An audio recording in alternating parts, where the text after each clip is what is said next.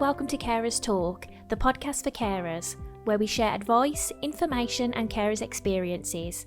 My name's Michelle and I'm your host, and this podcast is brought to you by Carers Trust Solihull. We hope you enjoy.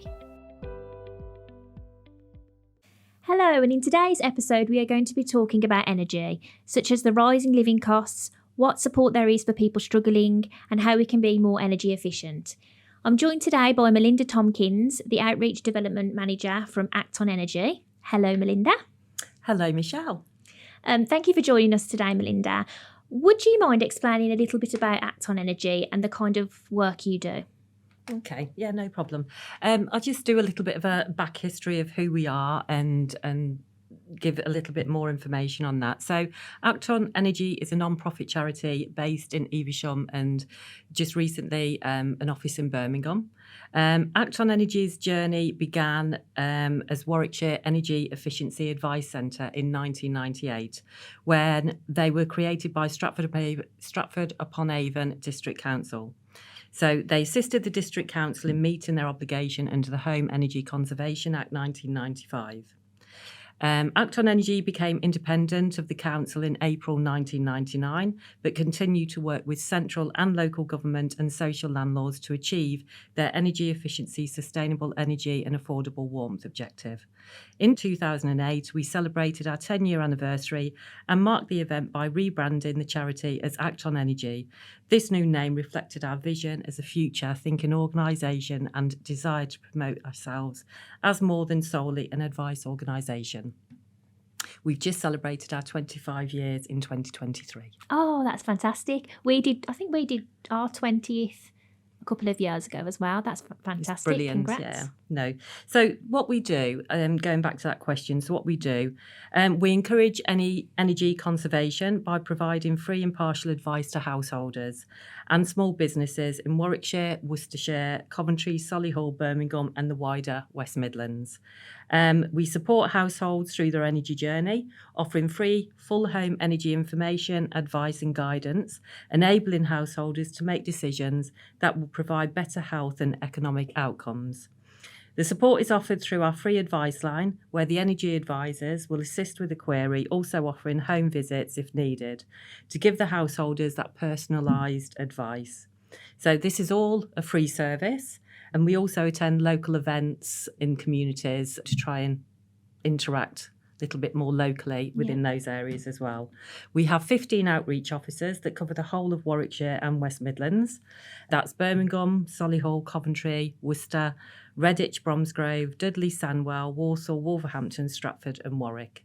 Cover quite an area there. Massive area, yeah. I mean, those areas, we have outreach officers for every single one of those areas. But our website also gives that information nationwide, even though we don't cover the whole of the nation sort of thing. But our information on that website is very accessible for people. The website can give you quite a lot of information on the energy advice, what grants are available within your area and all of that type of thing. Yeah, that's great. So you mentioned that you do outreach work in the community. Now, we recently in November had our Carers Rights Day event, and we kind of really looked at the cost of living, and you attended that and you spoke about Act on Energy, and we really highlighted that the impact that the cost of living had on carers. So we know that unpaid carers are particularly vulnerable to all types of rising costs due to their limited ability to earn income due to their caring role. I think they also as well have a hard time cutting costs, essential costs, because they worry about the person they care for and their needs. Now, the Carers UK State of Caring Survey 2023 actually showed that 60% of carers are actually worried about how their caring responsibilities will impact them financially, a huge number. And over a third have said that they have had to cut back on things like heating and food. Now, with your team and your service, have you noticed an increase in people asking for help or maybe getting into specific trouble with financial costs? Yeah, so most definitely, and this is something that's affecting nationwide. It's affecting us all. We are in an energy crisis, and that there are things that we can do to help support people with those, and we have definitely seen that increase. I started with Act on Energy in 2021, and from there we had 11 staff. We now have over 50 staff. Wow. That is just for the sheer volume of calls and advice that is needed for that. So you can see how it's grown within those areas. I mean, having an outreach officer in every single area that we cover, it's like is needed so much. It's like so we can give that personalised advice and be able to carry out those home visits. I'm just going to go back with the previous question also, and just give you a little bit of a information on the type of advice that we do. Yeah. So we can give that advice over the phone, which is looking at grants if possible, going through the health, going through the home as a whole, giving that advice, over the telephone. But sometimes that's not enough. We need to actually go and we need to visit that customer. They may have problems with understanding bills, or they may not be able to understand their bills, or it may be a fact that they think their bills are too high. They may want energy advice. They may to cut those costs to make it, it's like so bring those bills down. It may be income maximisation they need help with. We can support with phoning the energy companies, so we can make those calls on behalf of the customers while we're there. We can signpost to food and warm spaces, so we do have access to quite a lot of organisations that we can issue food vouchers. We initiate grants through local authorities, so grants for things like physical interventions, boilers, wall insulation, fuel vouchers, first-time heating, storage heaters. So a lot of these grants can cover those things, but also the eco grants through the government. At the moment, we help initiate also, and that's for the renewable energies, like your solar panels and things like that. But going back to your question here, have we seen an increase in those calls? Most definitely. It's like those calls are generated through that outreach work, it's like, and through those relationships that we have with local authorities and within community groups. So that increase has definitely happened, hence why we have an outreach officer for every single area that we cover. Yeah. So yes, it's very much a massive thing. And the change in advice as well.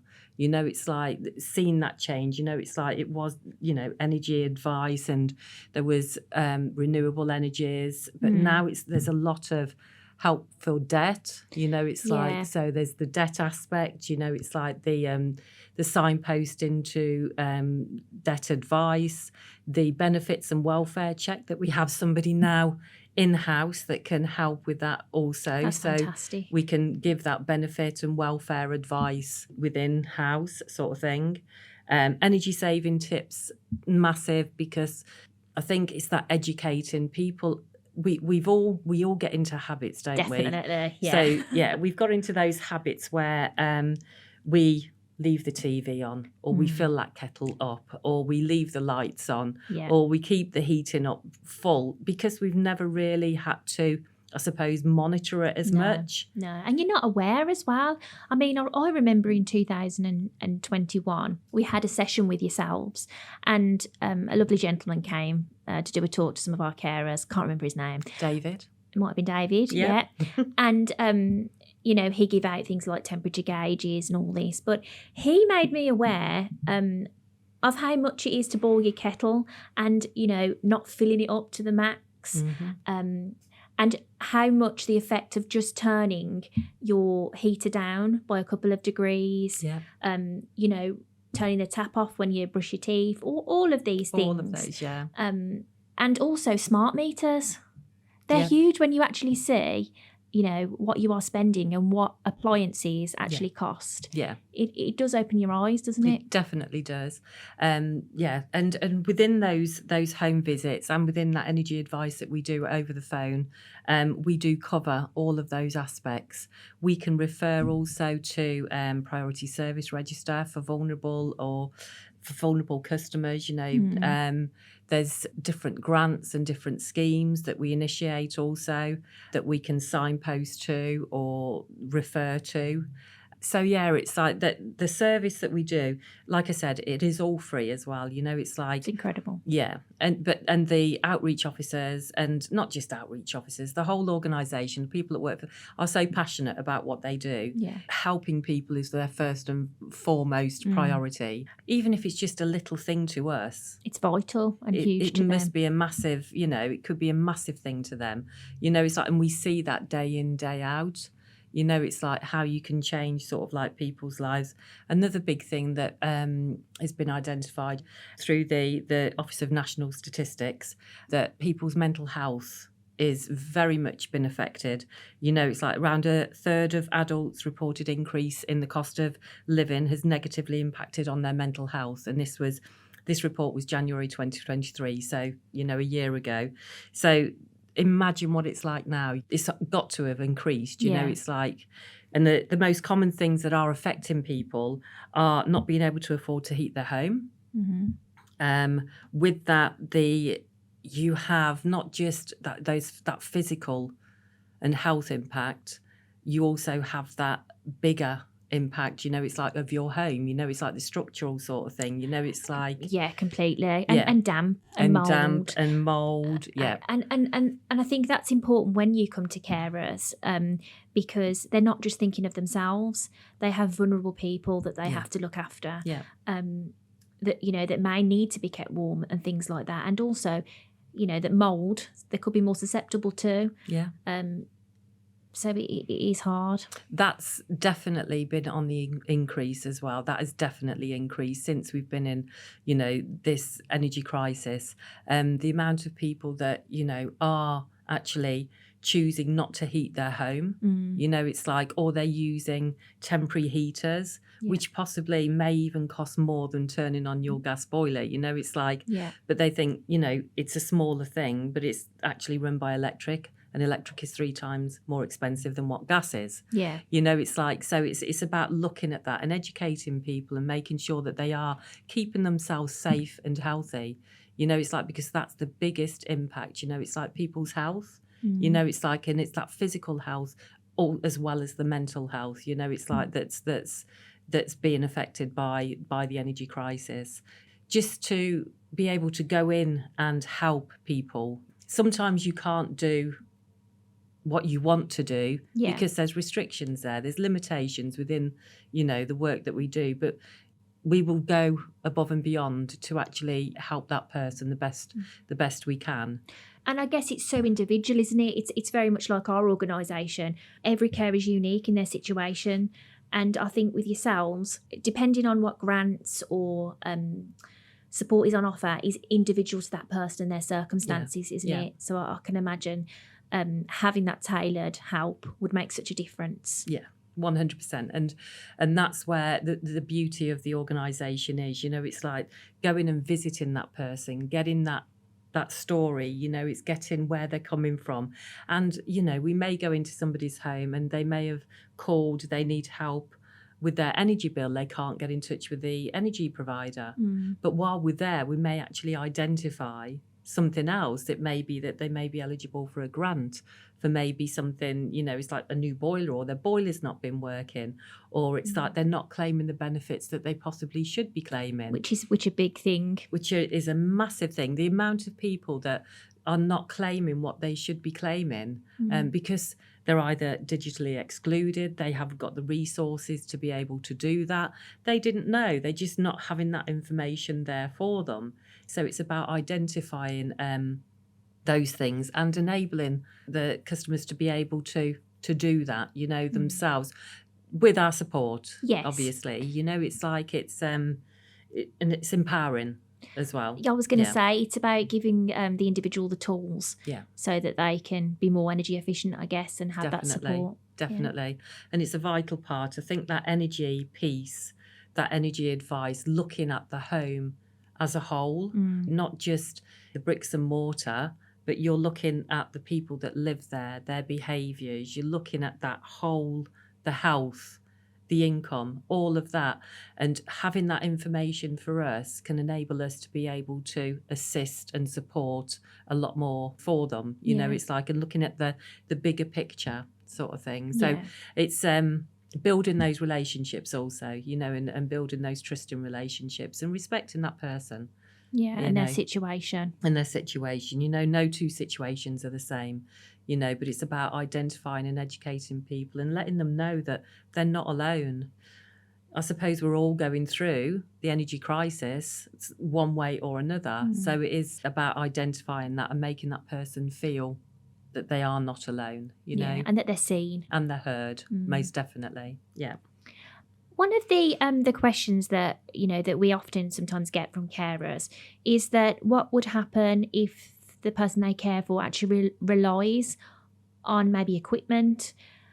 You know, some people have to keep their loved one warm, or they may have breathing equipment, things like that. Yeah. And that's affecting their energy cost. Is there any help around that? Is there any grants, or is that covered in a specific benefit? I mean, how would you advise someone in that situation? So while support for most households has ended, so the cost of living, you know, from the government, the cost of living support that people have been getting is at the £299 and the £300 every sort of like quarter. I think most of that has finished now.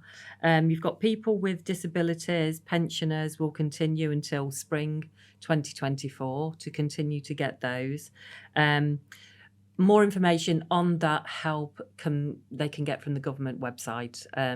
If they can't do that, again, they can phone our free phone number and we can help and assist with that. Like I said, we have somebody that can look at that benefits and welfare and that type of thing that can actually assist with that. But first port of call, if they do rely on electricity to, you know, for equipment that is in the home, which we do get a lot of, there is the first port of call would be their energy provider.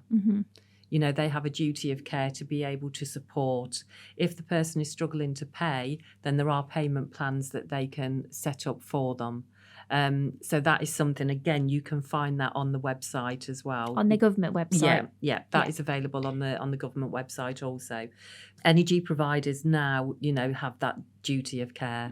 You know, it's like to be able to assist somebody for affordability. You know, it's like, and set up that payment promise. So if somebody is willing to pay, you know, and the amount is realistic, then, you know, it's like they should be honouring that. Again, it depends on the energy company. I was going to say, does that kind of change due to different providers and things like that? It can do, and it depends on who you actually speak to as well. You know, really? It's like, so yeah, it's that's a minefield. You know, when I was doing outreach and stuff, I've spent about sometimes 3 hours on a phone call to an energy company. This is being cut off probably about 5-6 times. Oh, it's awful, isn't it? And so it's frustrating, and that is probably one of the biggest things that people get frustrated with. I can imagine. So we can help with that.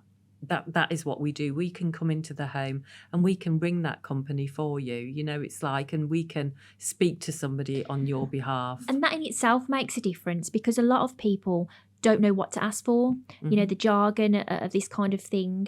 So you being able to help and make that call, I can imagine, would be really beneficial to someone. Really beneficial, because we all know, you know, if it's ourselves and stuff, what do we do when we've been put on hold on an energy company, or not just an energy company, any company? We've been put on hold and the music starts playing. What do? We tend to give up after a while, don't we? Yeah. You know, we've got other stuff that we need to be doing also. You know, it's like, but we just give up and we just put the phone down.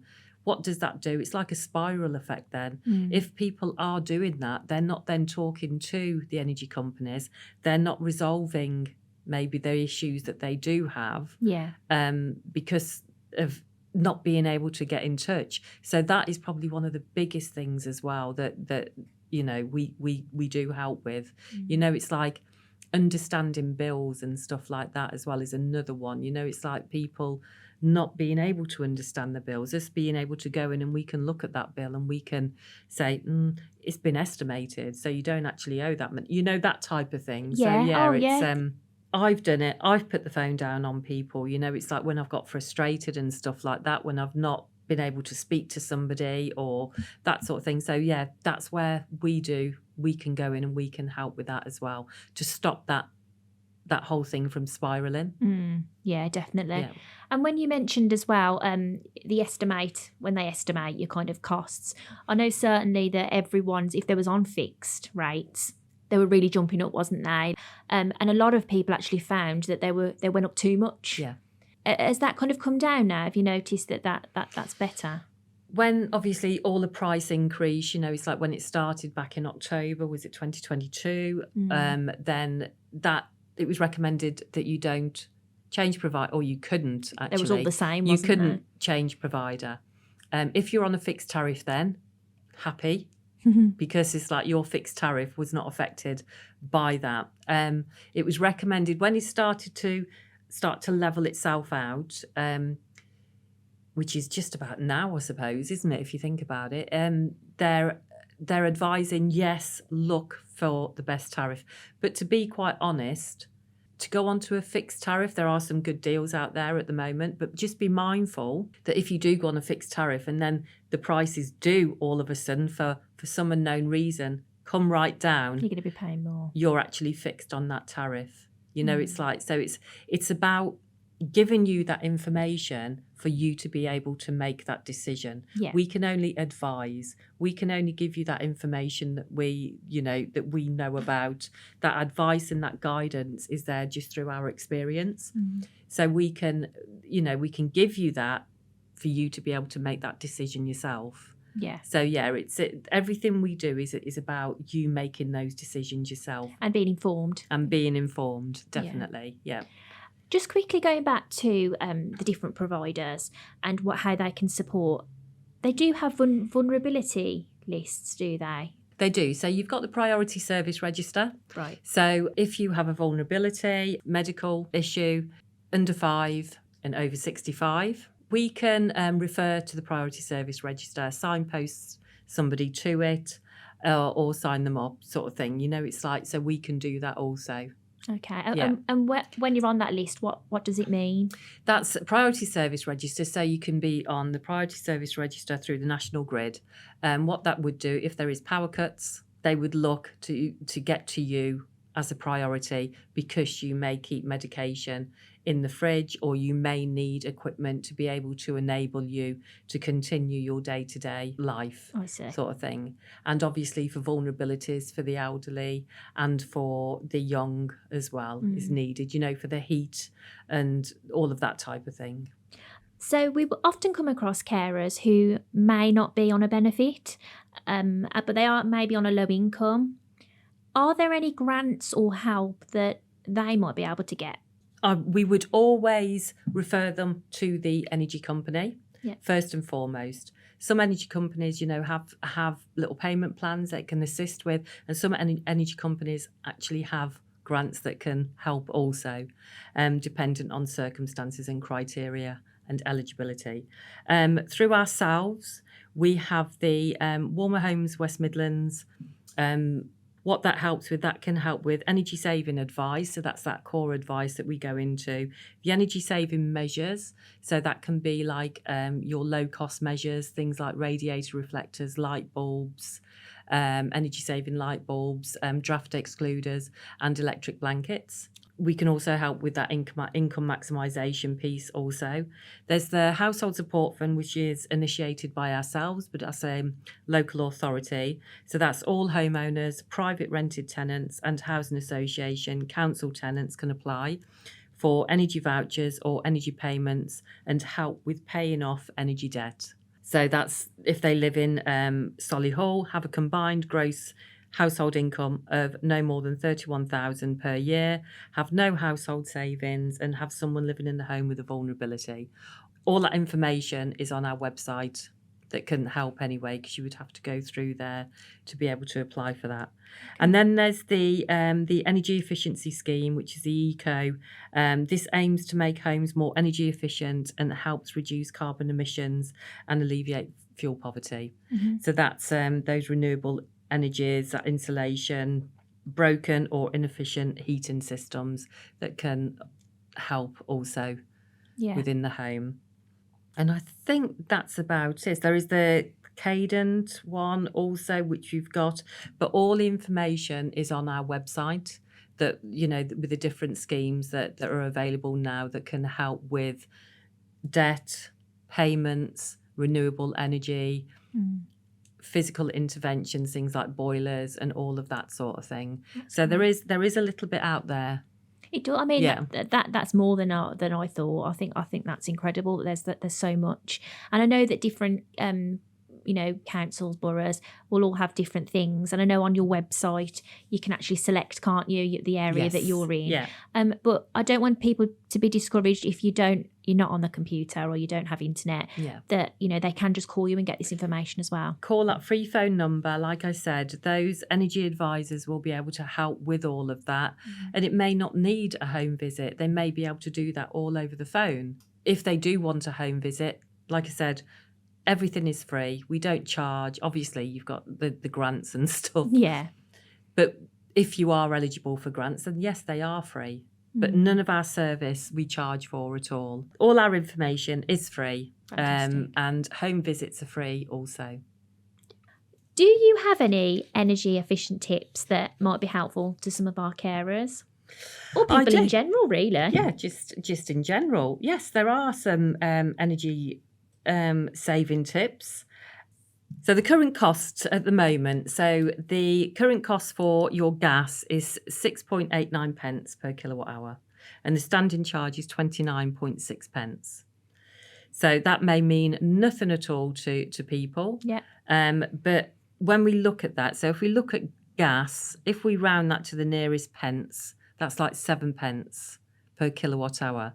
So that's how much it's being used per hour, dependent on the kilowatt of the appliance. Okay. And for electricity is 28.62 pence. So if you round that to 29 pence. So it's a massive difference. It's like you've got your 7 pence for your gas and your 29 pence for your electricity. You have standing charges, which a standing charge is added onto everybody's. Yeah. So standing charge is there no matter what we do, whether we use our gas or we don't use our gas. Every day that Every applies. day. And it's, a daily charge. So it's like, say, 29.6 pence, so say 30 pence, and you're 53.35 for electricity. So it's quite a lot more for electricity. As you can see there. So when we go and we do visits, we can have a look, we can assess the property, we'll have a look and have a look at their behaviours, and we can give advice as and when. So the big things that we tend to find are TVs. So the bigger the TV, the smarter the TV, the more expensive it actually is. It's like I would challenge anybody, and please come to me if you find one, a TV that is a D and above in EPC rating. So what's EPC rating? So that's an energy performance certificate. Okay. So you may see it on appliances. Every home will have one, an overall one, but on appliances as well, you also have one. It's got the colours where it's from red, amber, green. So how efficient they are. So A to C is very efficient. That will show up in the green. And below that, then it's like amber, and then it goes to red. So that's less efficient. So that means it's costing you more money to run because it's less efficient. So your TVs, the bigger, the smarter they are, the more they're going to cost you. So on average, a year, if you switch your TVs off on the wall, as opposed to just switching them off on standby, you could on average save £55 a year. That is huge. That's huge. It's big, isn't it? And it's an average. So this average is based on, a 3-bedroomed house. It's like 3 people, 4 people living in it, sort of thing. These are. So turn it off at the plug. Turn it off on the plug. Now, some people say, oh, but I've got my Skybox or I've got my thing box put in with it. Keep that switched on if you want to. At least you're switching your TV off. Yeah. It's like, just separate your plug then. It's like, have your TV in a separate plug socket. It won't stop you recording things or anything like that. The box will still record. Yeah. It's just your TV that's switched off. So, £55 a year. people think, oh, well, that's not very much. But if in comparison to, it's like having that £55 in my pocket as opposed to it just doing nothing at all, I'd rather have that. And draft-proof gaps. So windows and doors. So if you've got little drafts in your windows or doors, you can buy or we can give if needed. So we give small measures, like I said, free of charge also. We don't charge for none of those. Draft-proof your windows and doors. On average, again, based on that home, you could save up to about £95 a year just by draft-proofing those windows and doors. Turn off your lights in your rooms when you leave them. Yeah. If you're going back in there 30 seconds later, then just leave it on. But switch it off when you've finished in that room. And that can save on average about £25 a year. All adds up, doesn't it? All adds up. And, it's like if you're doing the maths now, it's like we're getting into the hundreds now, aren't we? Wash your clothes at 30 degrees.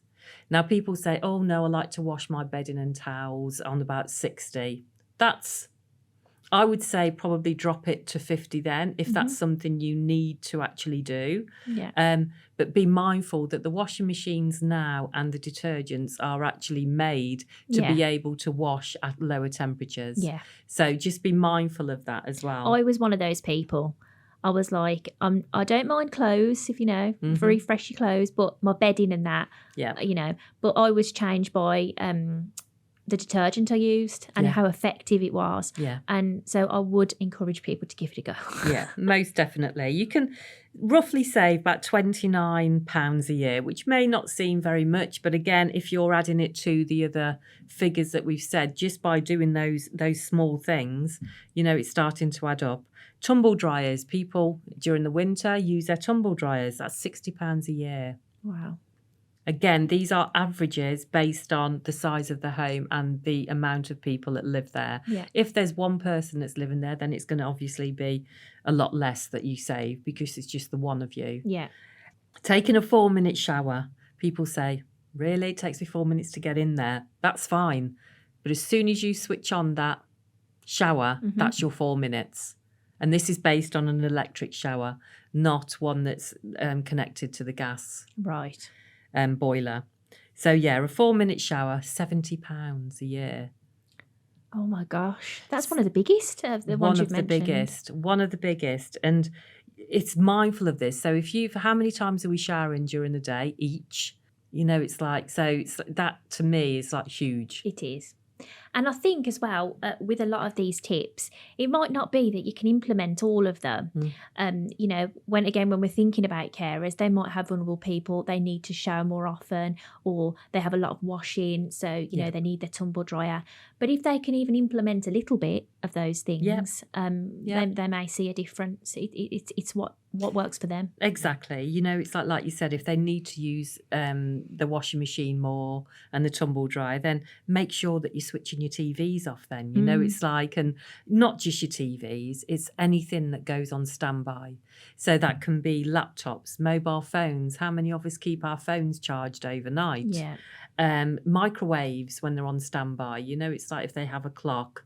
All of those things, air fryers. So it's about how we manage all of that. But again, it's going back to that, giving that information for people to make better decisions for themselves. Swap one bath a week for a shower, £11. Which is, it's not massive, £11, but it's still £11, isn't it? Some people like a bath. I like a bath. It's worth the £11. It's worth the £11 a year, most definitely. I'm with you there, 100%. Don't overfill your kettle. Oh, I do that, yeah. Yeah. So how many people fill their kettle up and they're only making 1 cup of tea or 1 cup of coffee? Mm-hmm. It's going to take longer to boil because there's more water in it, using more electricity, actually costing you more. If you just put what you need in there, it'll be a shorter boil and not costing you very much. So that's roughly about £36 a year. That to me is quite a lot for a kettle. For a kettle. Mm-hmm. Think about how many times you boil a kettle. You can also get those little 1 cup things. I don't know whether you've seen it. I've got one of those. Milan's got one. 10 seconds. Literally my cup's underneath there and the water's there straight away. Reduce your dishwasher use by one a week, £14. And insulate your hot water cylinder if you have one. Some people don't have those anymore. They're the ones normally that are in the airing cupboard. Yeah. You know, it's like, make sure they're insulated. Also your pipes and stuff, make sure all those pipes are insulated as well, because that makes a difference. Check your thermostat is not set too high. Where is the thermostat? So your thermostat on your boiler. Right, okay. Yeah. So to be on the boiler, and when you pull down those little things, you should be able to see the temperature on there. Sometimes it's digital, sometimes it's a dial. If you set that about 60 degrees, should be 60 degrees. It doesn't need to go over 60 degrees because that's very hot anyway. Yeah. You know, it's like, so that's all we need those to be set at. It's good to remind yourself that wearing lots of layers will help you to trap warm air and keep warm also. Which is often more effective than just wearing a cosy jumper. So those layers are really good. But what I don't advise is people switch their heating off altogether because that's not going to do you any good in the long run, but also your home. As we spoke earlier, you know, it's like people say, well, I don't use that room, so I switch the heating off in that room. Don't ever switch your heating off in a room that you don't use. Turn it down. Yeah. So you've still got that circulation of that heat going round. Because what it'll do, the heat will then travel to the cold parts of your home and attach itself, causing mould. And you may find mould places in corners of rooms or behind wardrobes, behind sofas if they're up against walls, beds. There's been quite a few people I've visited, you know, where their beds are up against the wall and there's mould there because you've not got that you use an acronym HIVE. Okay. Stands for H is for heating, I is for insulation, V is for ventilation, and E is for excess moisture. So you've got to have all of those. All of those can add to mould. So if you've got inefficient heating and inefficient insulation, you've got not good ventilation, and you're producing excess moisture, and we all produce moisture. I think on average, a person overnight sleeping produces 2 pints of moisture. Wow. So that's one person, you know, it's like, so imagine if there's a few people living in your home, drying clothes on radiators. I'm guilty of that. I am also, but it's about how you manage that. It's having that information to be able to manage that. If I'm drying them on the radiators, then I've got that ventilation. And dehumidifier, I got a little dehumidifier, I think it's from B&M, and it was about £30, and I'm shocked the amount of water that I see grabbing. Yeah. I mean, just imagine, like I said, sort of like, you know, 2 people sleeping overnight. You know, it's like that amount of moisture is produced. Cooking. Cleaning, steam, bathing, showering, all of those. I haven't got the actual figures, but I think one of those is at least 9 pints that is produced, and it may be the showers. I'm not too sure. I can't remember off the top of my head. But we're producing moisture all the time. So when you are having showers, make sure that window is open and your door's closed. Or your extractor fan. Or your extractor fan is on. You know, it's like if you've got one. If you haven't, then make sure those windows are open. The trickle vents in windows now. Oh, yeah. If you're in rented accommodation, you should, by law, have those trickle vents now in your windows. I think that was brought out 2 years ago, so it may take time to be implemented. But it's making sure, because what people are doing, they're covering up air blocks and ventilation things because they say, oh, there's too much going out. But what they're actually doing, they're blocking them up, turning the heating on minimal or not at all, living, producing moisture, and that then is creating mould, which if you have vulnerabilities and health issues can affect your health. And if someone does have mould in their property, is that something that you can advise them on? Yes, we can. So it would be, we can give that advice and we can have a look and we can see whether that mould's actually developed by behaviours or actually by structural. I see. So yes, we would be able to advise on that and That's give incredible. that advice. Yeah, we could go into somebody's thing and see that there's mould there, and we could determine whether that's actually because there's lack of ventilation. You know, it's like, or inappropriate, or there's no insulation. It's like, and then we could have a look and see whether there's any options for maybe grants for insulation if there isn't any, that sort of thing. Yeah. Give that advice on how to manage that. That's great. So yeah, don't ever switch your heating off at all. It's like in rooms that you don't use, just turn it down. You need those for, your heating, your insulation and ventilation to be able to manage that. Yeah. You can keep warm with hot water bottles at night. I love a hot water bottle. Yeah, so they're all good as well.